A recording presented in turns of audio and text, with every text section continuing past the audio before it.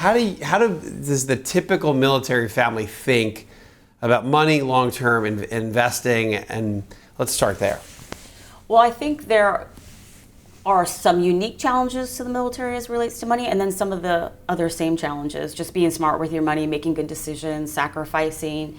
But in the military community, that pension can sometimes be a security blanket to say, okay, if I stay in 20 years, I'm going to receive a pension and I'm going to receive full medical benefits, because that's really where the money's at, to have medical for life for you and your dependents, your family members.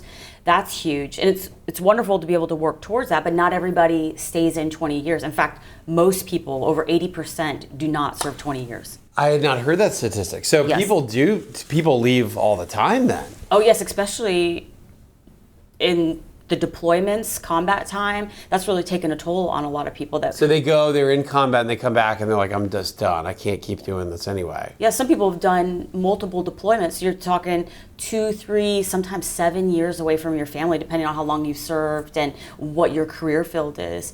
And so if you were in combat arms, that rotation was every other year. You had a year home time and then you're going to be off. And the year you were home, a lot of it was going to be spent in training, getting ready for that deployment. To go back. Yes. And so that takes a toll on, do we want to live like this? Is this our family quality of life? Not to mention just the work that they were doing, combat arms. So it just really depends on the family and what their goals are. And it's also frustrating for military spouses that want to build a career. That's difficult to, they have people that have a PhD that are working at a child services center, babysitting, which is very noble work, but that's not what they wanted to do. Yeah. And so it just, over time, something you came in the military to do may have changed. And so you end up getting out after 4 years or 8 years, and you don't receive. So a lot of that group doesn't end up with the 20-year plus pension. Correct.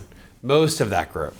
Correct. But that pension security blanket makes it so then people don't seriously contribute to their defined contribution plan, the thrift savings plan. I will say, over the many years in the investment industry, I have seen it is not uncommon to have somebody, and I look at their pension and I say, wow, that's a lot, like $8,000 a month, $10,000 a month. And then we start reviewing finances and it's like total savings, $100,000.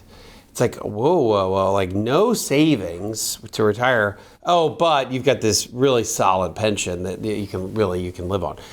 And you can clearly, the thought process there, of course, is, hey, as long as I stay my 20 years, I am doing my savings in that way. If I say 30 years, I'm saving because then my pension will be there. Yes.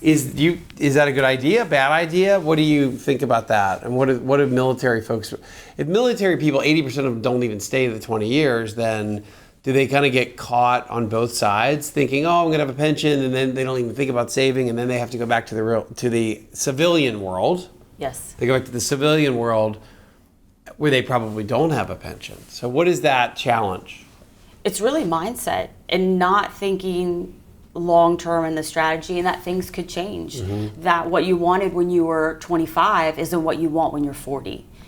And not having a fallback position for that. And contributing to the thrift savings plan, their version of a 401k, is the fallback position, because if you leave after 8 years, you're going to walk away with your TSP, versus if you stayed in the full years, you would have walked away with what you had in the TSP plus your pension and your medical benefits.